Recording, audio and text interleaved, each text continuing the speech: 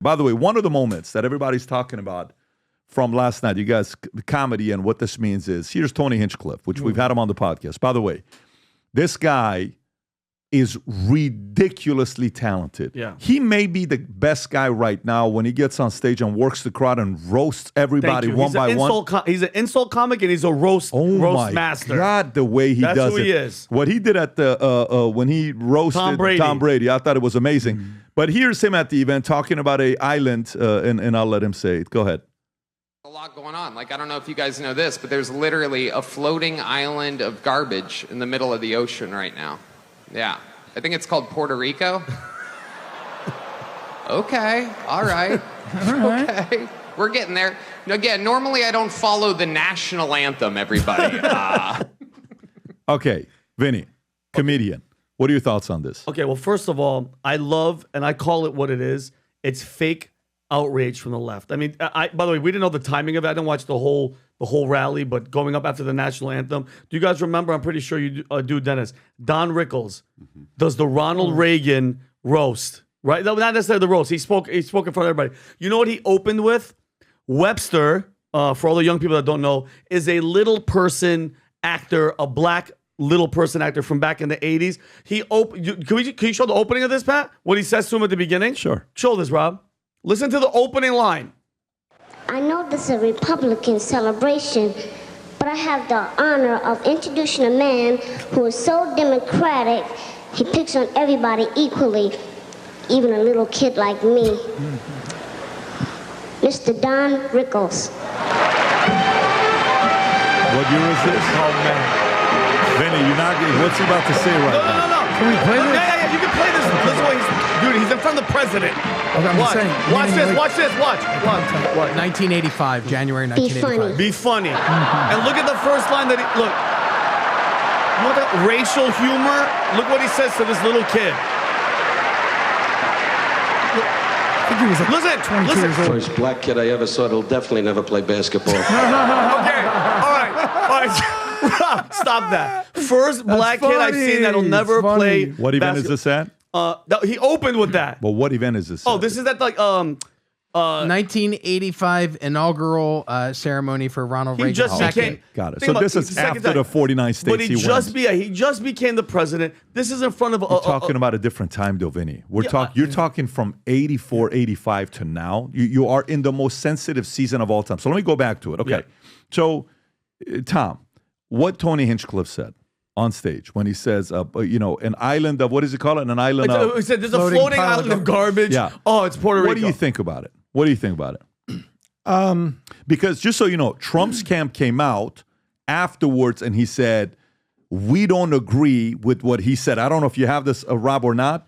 It was to the point that Trump's camp had to respond to it and say, look, that's what he said. We don't agree with him when it comes down to Puerto Rico. Okay. There's a lot of voters for Puerto Rico across the country. For sure. Especially some markets that are, battlegrounds. But Pat, and that's time I'll let you go. But think about it, PBD. They hired an insult comic. You hired a roaster. Sure. People should know that. And mind you, George Lopez over the weekend at Kamala's rally said that Mexicans are thieves. So it's not like, oh my God, let's be shocked. Yeah, but the point on that one, they said Mexicans is thieves. He's Mexican. So It's kind of like he's making fun of himself. I got you. But that, again, go ahead, play this clip so people can see it. This is about the wall. He's going to build a wall. And George Lopez said, you better build it in one day because if you leave that material out there overnight. So funny, but it's self-deprecation versus you're making fun of somebody else. Tom. If you're invited as a comedian to an event like this, there's one rule. This is a national campaign rally, and it is you have to go easy and avoid people group stereotypes. You're there to kind of pick on Democrats. See, they don't have a race. Right? You can pick on Democrats. You can do the same thing that when Trump read the jokes. Said, well, but you got to keep the nannies away from Doug. Ooh, that's a nasty one. Yeah. Even he thought that maybe on the edge of that maybe that was there. But if you're a comedian invited to do something like this is not Saturday Night Live. This is a partisan crowd, and you are at a political rally, And being invited as a comedian, first of all, did someone check? I agree with that. And second of all, you got to stay off people groups. You're asking to I to agree touch with the you. third rail. I must say, maybe I'm missing something. I don't even know why it's funny. So he doesn't even have the excuse of, well, look, folks, I'm a comedian. It wasn't funny. Nobody in this group laughed when you heard it now. Nobody in the audience laughed. It was a big... Or then. Huh? Or when I heard it originally. I said nobody in that audience. Yeah. Exactly. It's like, It wasn't funny. It was a gratuitous insult. Insults are fine. It was gratuitous and meaningless. I don't know the man from Adam. Everybody is allowed a mistake, but we at least have to call it out. I think the Trump camp is probably having a second thoughts of why they invited Tony Hinchcliffe to do a little comedy roast. But here's what I know about comedy. I want to know what he said 20 to 30 seconds prior to that. Because if I know anything about the media, they probably cut half the joke out, left that part in, whip it up, oh my God, and then they're going to play a clip like the hurricane in Puerto Rico 8 years ago when Trump's doing LeBron jump shots with paper towels. And Tony Hinchcliffe said this. This is not Trump. This is not the Trump campaign. This has nothing to do with anything. All the media has is racist, Nazi, crazy, whatever.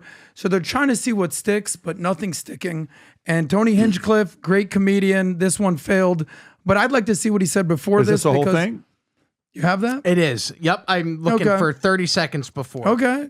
Go ahead. Let's see what he says. Play the clip. Speech is under attack, people. I host a speech is show, under attack. and each Here we week go. I get updates what words we're allowed to use and not use anymore. It's happening right now the past few years. It's a real thing. And, used to be able to tell people to Google stuff. My mom's a boomer in the state of Ohio, and there's no convincing her of anything. She's eating the cats. She's eating the dogs. They're eating the pets up there. All right, that's a Haitian joke. It He's is going there, absolutely wild times. It really, really is. And, there's a lot going on. Like, I don't know if you guys know this, but there's literally a floating island of garbage in the middle of the ocean right now. The joke. So he's already doing it's kind called of Puerto racist, Rico. funny jokes. Listen, the whole thing with comedy. Let it keep going. Oh, sure, Let it keep yeah. going. Look, I just want to know what he says next. Well, it's the same thing. Okay, all He right. says it's a Hang on. We're getting there. Now, again, normally I don't follow the national anthem, everybody. This isn't exactly a perfect comedy setup. There's some people here. All right, very good. I like it. I have other policies that I think it should be implemented as well. Like me personally, I think football should be all year round. Yeah, it's okay. So my thoughts on this, on what he's doing. First of all, let's go through, if I'm his manager, okay? Hinchcliffe's? Yes. Privately, I'm like, hey, bro, you killed it. Everyone's talking about you. He probably got 3 billion views today. He was the number one trending thing on Twitter. Yeah. All the clips combined with ABC, CBS, NBC, ABC, total views, not 3 billion there, but he probably got 2 or 3 billion views today. So as a manager, I'm like, hey, you just increase your daily rate from this to this. Okay, good. And the show's okay. Now, if I'm Trump's camp, I'm sitting there, I'm like, maybe we got to kind of be careful what happened here. Let's take our position. And by the way, what he responded with, here's what he said. He says, I love Puerto Rico. I always vacation there. I made fun of everyone, the whole set. I'm a comedian, Tim. Might be a time to change your tampon, is what he said about Tim, right? That was kind of like a comment that he made. But that's how he is. He's going to offend people. So, he said this, responding to them. These people have no sense of humor. What a while that a vice president candidate would take time out of his busy schedule to analyze a joke taken out of context to make it seem racist. Exactly. I love Puerto Rico on vacation. I made fun of everyone. The whole set, I'm a comedian, Tim. You made change the time. You change your tempo. Look how many views this got. Go to the bottom, see how many views this tweet got. How many? 40. One tweet, 40 million views. Okay? So, however, this is going to be gone tomorrow and moving on. The question really becomes, the undecided Puerto Rican voters, are they going to say, that's it? I am done with Trump, and I'm going to go the other direction. No, I think everybody's moving on. 24 hours from now, they fully forgot about this because the news cycle is going to go so fast. But you may want to consider when you come with comedians next time, maybe know that there's a risk with it. Well- By the way, Tony did his job. Period. If Tony did his job. Tony, you took the risk. Why are you bringing me as a comedian? Are you kidding me? I'm a comedian. Yeah. I'm going to come and talk shit. Question is, should the camp, there's the responsibility of this go on the camp that risk bringing Tony up? I think so because you know what you're asking for. You can't hire strippers and then get mad that they took their clothes off. If we're going to be honest with each other, you can't be like, "What are you doing?" I agree. Hey, Not they're called poll workers Yeah, these days. and I'm with Dennis. It didn't hit. The joke obviously didn't hit. But with comedians, and I don't think the administration would be like, "Hey, listen, we need to see your set list. What do you like?" When I perform in front of PHP, I'm not going up there doing any vulgar anything. There's families in there. This is a whole different situation. Well, you heard that the Puerto Rico. I mean, since this happened, J-Lo, Bad Bunny, I think Daddy Yankee, a couple other Ricky Martin. They basically came out and they're like, "Yeah, we support." They came out. They all came out. Well, Ricky's been out. They came out and they supported Kamala Harris. Newsflash: they were going to support her anyway. Yeah, exactly. This is just a perfect moment. But then there was this Puerto Rican girl out there who was at the rally. Did you see this clip? She's kind of got like a Rosie Perez thing going on. She goes, "Let me tell you something about Puerto Rico. The garbage, it piles up all the time. This has nothing to do. It's actually like the ocean in the currents." She started explaining. And she's like, "Garbage is here. It's actually here. Can we help us with the garbage?" I don't know if this is her, but the point is, she's saying like, "Yo, that's actually bringing attention to picking up so we don't have recycling. We don't have things going on. It's like, you're so stupid, Billy," type of thing. But the regardless thing is, this is not going to move the needle. No, racist, Nazi, Puerto Rican floating islands. Trump's got this thing kind of locked in. Tony Hinchcliffe, 2 to 3 billion views. Working out well Tony, for him. You got winning as a manager. PB, you have a lot of Puerto Rican friends, no? From PHP. Have they said anything? No, they don't give a shit. Nobody Matter cares. of fact, I'm going to tell you. The one lady that 8 years ago were somewhere, Tom, if I tell you this afterwards, you'll be shell-shocked, that she hated, I mean, I can use the word hate, absolutely hate it. Grandmother's there, and the grandson comes, and I'm like, "So, what do you think about Trump?" And the grandson said, "Oh, in our family, my grandmother can't stand it. We can't watch it. There's nothing that we can do with Trump." I'm like, "Really?" I said, "You should still watch it just because you should get both sides of the story." It's okay. The kid was 8 years old at the time, okay? Now, I got a text message yesterday. "Hey, just want to let you know. I know you're going to be surprised by this. I'm voting for Trump in 2024. Wow. Never in a million years did the husband never thought this was going to happen. He's like, "I can't believe my wife is voting this direction." I think this is this was a victory for Tony. Election night is 8 days away. The event is such a hot commodity right now. No joke. I'm at Chops eating Saturday night. The valet guy comes and says, "Hey, man, can I get 2 tickets? I'm trying to buy. I have to get his number." I'm like, I got my family. I'm trying to get in the car. I go to the house, letter sitting in front of the house. A neighbor says, "Hey, Pat, I just bought a house in this area. I was trying to buy 2 super VIP tickets. Is there any way we can get letters?" Everybody's getting, you got a message on Manect of a guy that wants 2 super VIP. Guys, just so you know, the elite tickets sold, gone. The super VIPs oversold. If you gave us $40,000 a ticket right now, we can't sell it to you because it's capacity. I think we have 7 tickets of VIP left. I think we have 12 tickets of the premium left. And I think we have less than 300 tickets of the general left. Once it sells out, it's done. Just so everybody knows. And if you don't know what this event is, Rob, we have, at this point, people have probably seen the video. I don't know if I want to play the video or not. But if you want to kind of play it, and we'll go to the second half of the video. We just bought a building, 11 acres. We're going to have a great time at this building. We're going to have a bunch of people coming down here. That'll be with us. Jorge Masvidal. I think Little Pump is coming. I think Mike Chandler's going to be there. Candace.